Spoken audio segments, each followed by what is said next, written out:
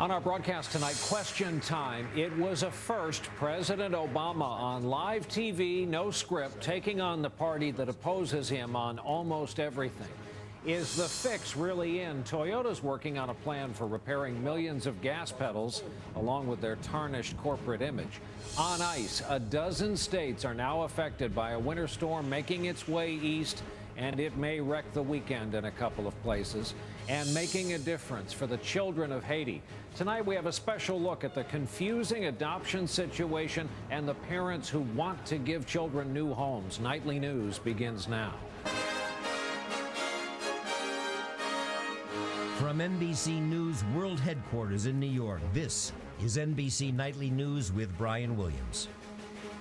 Good evening. The other night during his State of the Union speech, the president called out Congress for bad behavior and for our poisoned political era. He included his own mistakes and promised to talk to the other side. Well, today he went to the other side, a meeting of Republicans, televised live, where he took their questions and defended his own position, and no one who was watching had ever seen anything like it before.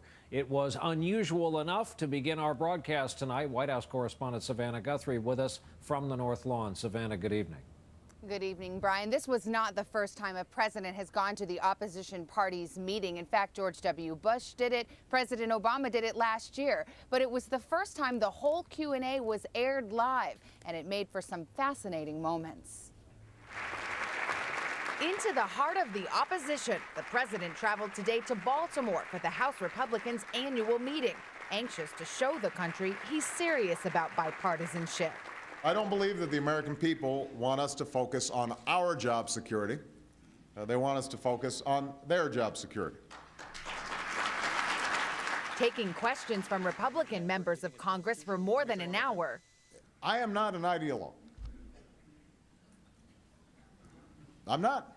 The meeting turned into something of a made-for-TV venting for both sides on health care. If you were to listen to the debate, and frankly how some of you went after this bill, you'd think that this thing was some Bolshevik plot. No, I mean, that's how you guys presented it.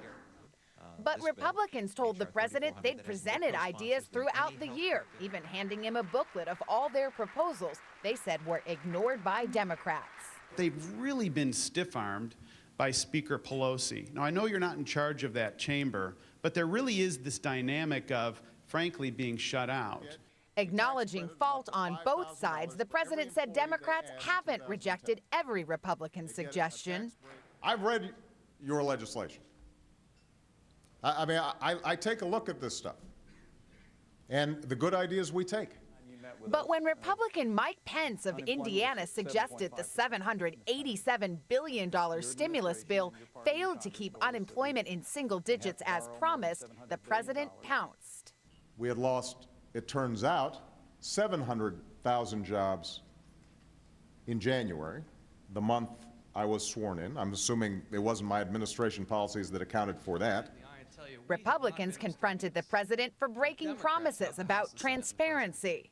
When you stood up before the American people multiple times and said you would broadcast the health care debates on C-SPAN, you didn't. I was disappointed, and I think a lot of Americans were disappointed. Overwhelmingly, the majority of it actually was on C-SPAN because it was taking place in congressional hearings in which you guys were participating. But I think it's a legitimate criticism. So on that one, I take responsibility. Mostly cordial on the surface, the president did spar at one point with Republican Jeb Hensarling over the ballooning budget deficit.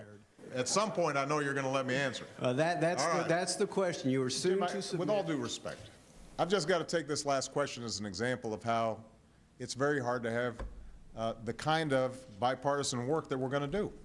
But in the end, both sides claim to have a bipartisan good time. We'll have one more after that if your time permits, Mr. President. You know, I'm having fun. Okay.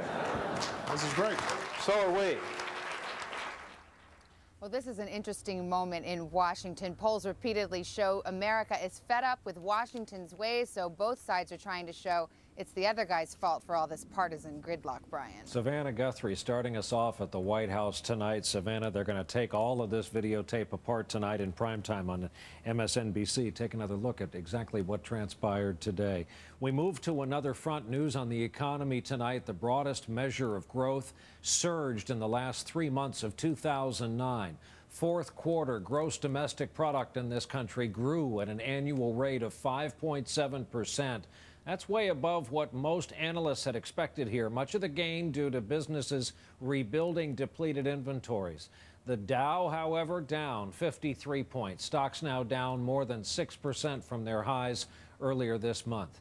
Now we turn to Toyota's big problems and the growing anger and frustration on the part of a lot of Toyota owners. Meantime, it was another day of confusion over how this potentially deadly problem with accelerator pedals in so many cars will be fixed. Our report tonight from NBC's Tom Costello. More than 3 days after Toyota's unprecedented decision to suspend sales of 8 best-selling models, its customers and dealers are still searching for answers. Late today, Toyota released a statement saying it's finalizing